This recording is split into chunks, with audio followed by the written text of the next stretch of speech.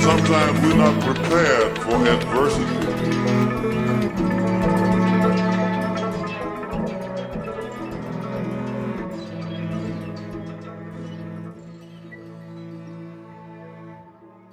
Hi, I'm Marg.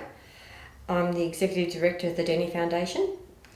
My name is John Purcell. I'm Chairman of the Denny Foundation, which my wife and I began some 4.5 years ago. We commenced the Denny Foundation because we lost a son to mental health suicide. Yeah, Denny struggled for 25 years with mental illness, and it was some years before the illness was actually discovered. And we went through all sorts of drama with trying to find help there, but eventually it just became too much for him, I guess, and he committed suicide. And at the time, as a family, we were like any family would be. We were distraught, and even though we were professionals in drug and alcohol, mental health, we still struggled to get through that. But we felt that it would be great to be able to help other people going through that. Like every family, you continue to work, and then 5 years ago, John was diagnosed with cancer and only given about 18 months to live. And so my daughter always said that they would start a charity in his memory.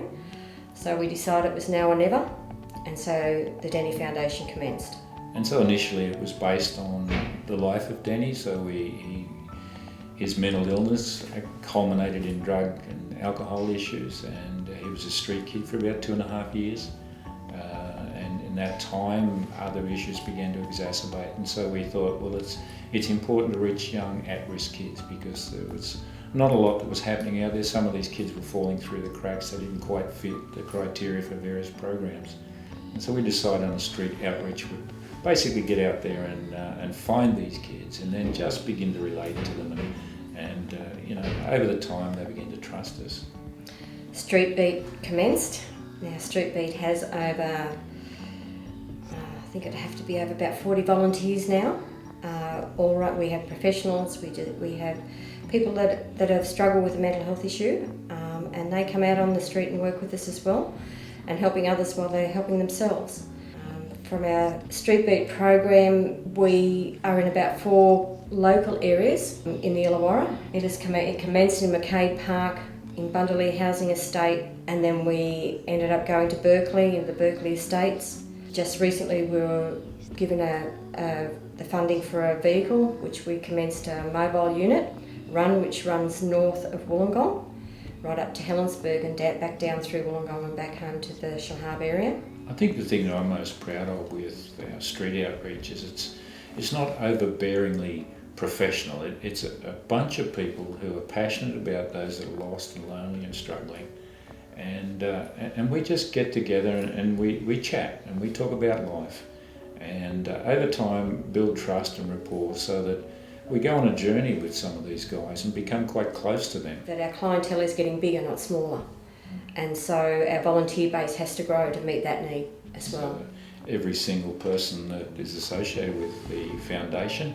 is a volunteer. Currently we have 82 volunteers, 9 of which are board members.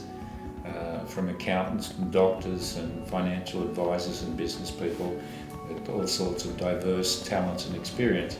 And I said, this is community, this is funded by the community. It's not government funding that's making this happen, but it's our passion, everybody else, all the other volunteers' passion, and it's community funding that helps us to do what we do. Our food program is called Boost for Families, and that's aimed to support families that are doing it tough as well. Remember the garage? Remember how it all started? Single garage? Single in a retirement village? In a retirement village with those were the days. volunteers that we just worked around our garage that was just tiny, and we had tables down the middle, and we just grew so big from that. And we just realised we grew too quickly with that. It grew very quickly. And so 12 months ago we moved into our first premises. I must say Aldi were instrumental in that, because they actually came to us and said, guys, we've heard what you're trying to do.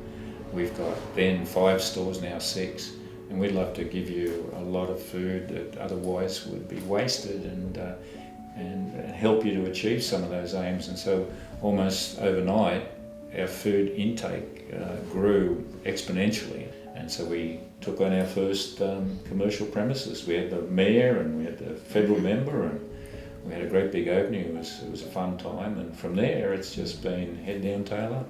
We're about filling the gaps, not about doing something that's already there. That makes us able to be quite flexible. We can move around as the dynamics of the need change. We're not locked into particular programs. So I think one of the benefits we have of being small is that we can move, we're flexible, we can be where the need is at much more readily. We're looking at doing a number of new initiatives. So it will be, eventually we're looking at an RTO, Registered Training Organisation, and under the banner of that, VTAB accredited courses, so that people can actually do accredited courses which can go towards credit for their TAFE courses and so forth. I really love the new program, the For Life program, because we have a little car that's going to be done up like a lady beetle, and she's just going to be red and black and have antlers with lights on them and lips around the number plates and little eyelashes over the eyelids, and TV in the back where we can teach and educate around sexual health and educate in a fun way. So the car will hump, and it's a draw card. It's our mascot to be able to draw the kids in. You heard it right. It will hump. It will be quite a spectacle, and that's one of the ways to get the kids involved. To educate, you've got to be able to capture the kids' imagination so that they take on what you're trying to teach them. And so all of this was started on a pension, and it goes simply because people catch the vision, they see the need. Instead of putting their arms up in the air and saying, well, what's the use?